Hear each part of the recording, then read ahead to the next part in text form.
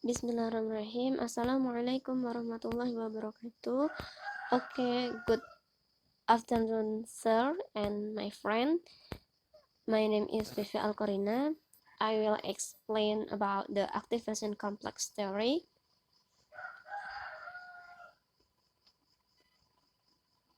For the first is basic in the complex activation theory. Suatu teori itu dapat digunakan pada suatu sistem bila suatu sistem tersebut memenuhi anggapan dasar yang diambil pada waktu teori tersebut dirumuskan. Nah, yang menjadi dasar dari teori ini adalah bahwa dalam suatu reaksi sebelum reaksi berubah menjadi produk, reaksi akan melalui tahap suatu keadaan transisi, di mana keadaan transisi ini bukan merupakan hasilnya gitu. Keadaan transisi ini dicapai setelah reaksi memiliki sejumlah energi tertentu yang disebut sebagai energi aktivasi. Pada keadaan transisi, reaksi akan berada sebagai kompleks teraktivasi yang kemudian akan berubah menjadi produk. Perubahan reaksi menjadi produk hanya tergantung pada dapat atau tidaknya reaksi mencapai keadaan transisi. Jadi, dapat dikatakan bahwa keadaan transisi itu tergantung pada keberhasilan reaksi melampaui energi penghalang reaksi yang besarnya itu sama dengan energi aktivasi. Nah, kita lihat dari asumsi berikut, di mana ada A plus B, di situ ada reversible, ada X, K2 menghasilkan produk gitu. Nah, ini tuh merupakan asumsi yang berlaku dalam teori kompleks teraktivasi, di mana terjadinya kesetimbangan antara reaksi dengan kompleks teraktivasi. Nah, X ini merupakan kompleks teraktivasi. Nah, secara sistematisnya itu dapat kita tuliskan K sama dengan konsentrasi X dibagi dengan konsentrasi A dan konsentrasi B, atau K sama dengan NX ditambah NX dibagi dengan NA dikali NB, di mana NX adalah konsentrasi dari kompleks teraktivasi, NA dan NB adalah konsentrasi dari reaksi.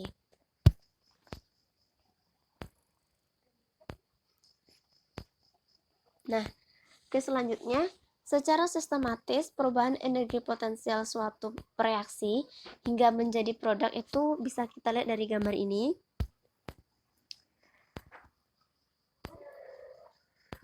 Sumbu horizontal merepresentasikan jalannya peristiwa tumbukan bimolekul dalam reaksi fase gas yang disebut dengan koordinat reaksi.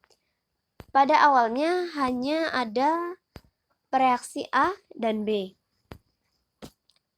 dalam keadaan yang sangat dekat, disebut sebagai keadaan awalnya itu kan terdapat reaksi A dan B. Saat dimulai A dan B ini saling mendekat dan akhirnya bersentuhan, maka energi potensial itu akan naik sampai maksimum. Kumpulan atom yang berada pada daerah maksimum atau daerah X disebut sebagai kompleks teraktifkan. Nah, di sini kompleks teraktifkan. Kemudian, energi potensial itu akan menurun pada saat atom itu tersusun ulang, yaitu membentuk suatu produk. Sedangkan energi pengaktifan S1 merupakan energi perubahan dari A tambah B menjadi produk. Sedangkan untuk E-1 merupakan energi pengaktifan suatu reaksi dari sebaliknya. Nah, selisih antara E1 dengan E- merupakan entalpi reaksi antara A dan B menjadi produk.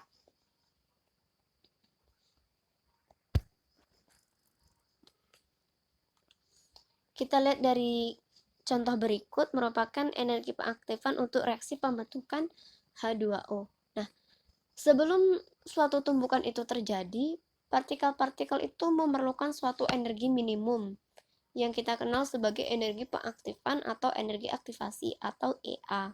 Nah, energi pengaktifan atau energi aktivasi adalah energi minimum yang diperlukan untuk berlangsungnya suatu reaksi.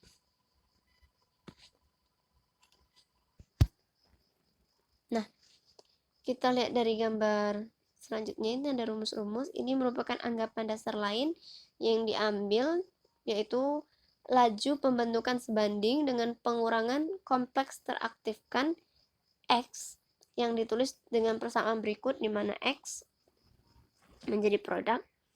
Ini ada R VD plus dikali dengan konsentrasi X atau sama dengan VT plus dikali dengan NX, di mana VT adalah VT atau VD plus, VT plus adalah kebolehjadian kompleks tersebut untuk menghasilkan reaksi atau dapat dinyatakan sebagai frekuensi gerak normal atau vibrasi dari molekul X yang menghasilkan reaksi, yaitu menjadi produk. Sedangkan untuk NX adalah konsentrasi kompleks teraktivasi. Bila konsentrasi kompleks teraktifkan sebanding dengan konsentrasi reaksi, maka X sama dengan K plus dikali dengan konsentrasi A dan konsentrasi B, di mana K plus adalah tetapan kesetimbangan. Sedangkan untuk maka di sini ada R sama dengan K2 dikali dengan konsentrasi A dan konsentrasi B, dengan K2 itu sama dengan VT plus dikali K plus. Nah, untuk harga K2 itu dapat dihitung dengan menghitung fungsi partisi kompleks dengan asumsi bahwasanya dengan vibrasi X, kompleks itu akan melewati keadaan transisi yang dinyatakan sebagai persamaan Eyring. Nah, ini persamaannya. K2 sama dengan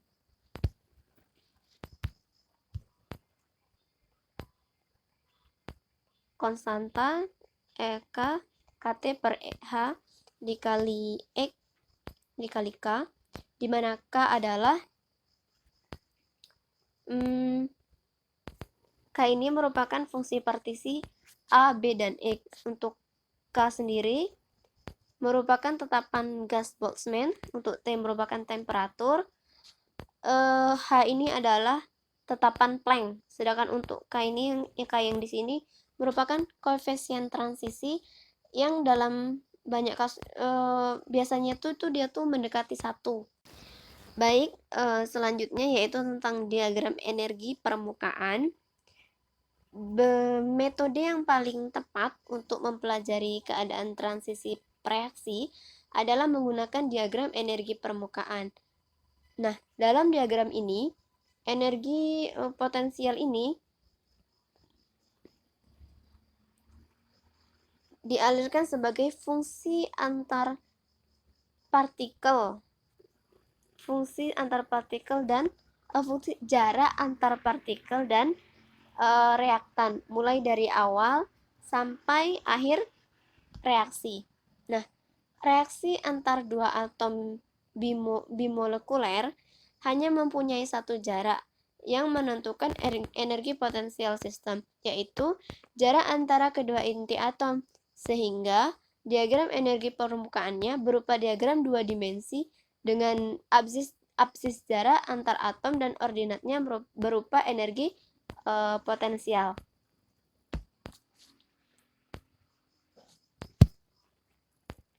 Selanjutnya, untuk reaksi yang melibatkan 3 atom, misalnya dalam reaksi berikut, maka ada 3 parameter jarak yang dapat digambarkan seperti gambar ini. Nah, energi potensial merupakan fungsi jarak di mana U dikali RAB, RBC atau RAC, atau U, RAB, RBC, dan sudut ABC. Ini berarti dibutuhkan diagram 4 dimensi. Namun, bila kompleks yang terbentuk pada keadaan transisi itu dianggap berupa kompleks linear, maka bentuk reaksinya seperti ini.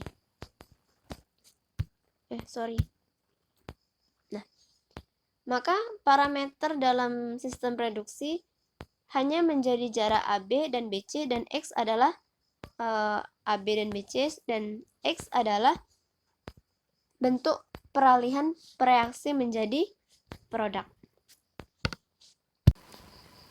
Baik, selanjutnya itu hubungan antara fungsi partisi dan tetapan kesetimbangan.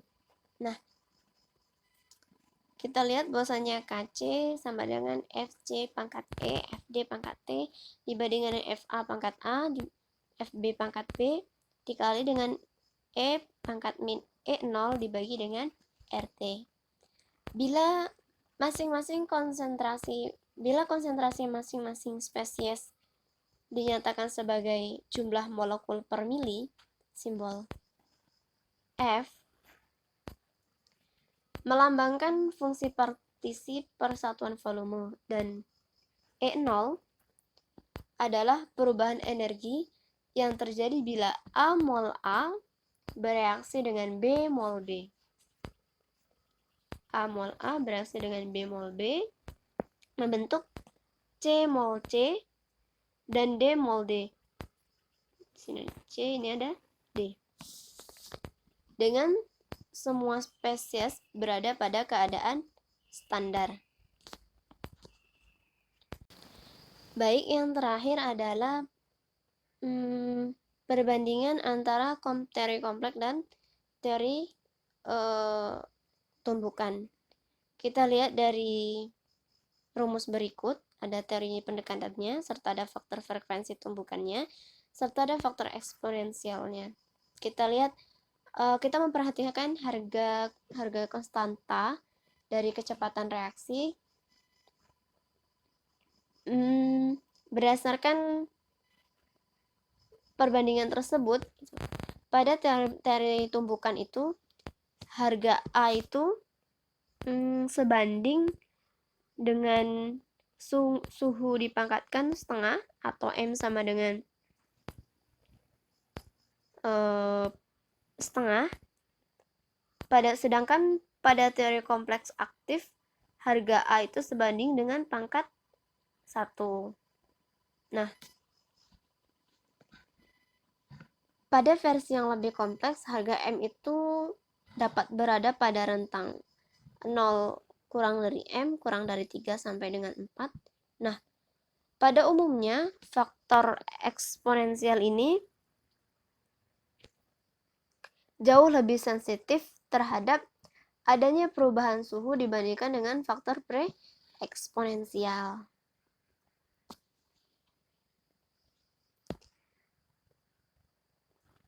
Baiklah, sekian dari saya. Wassalamualaikum warahmatullahi wabarakatuh.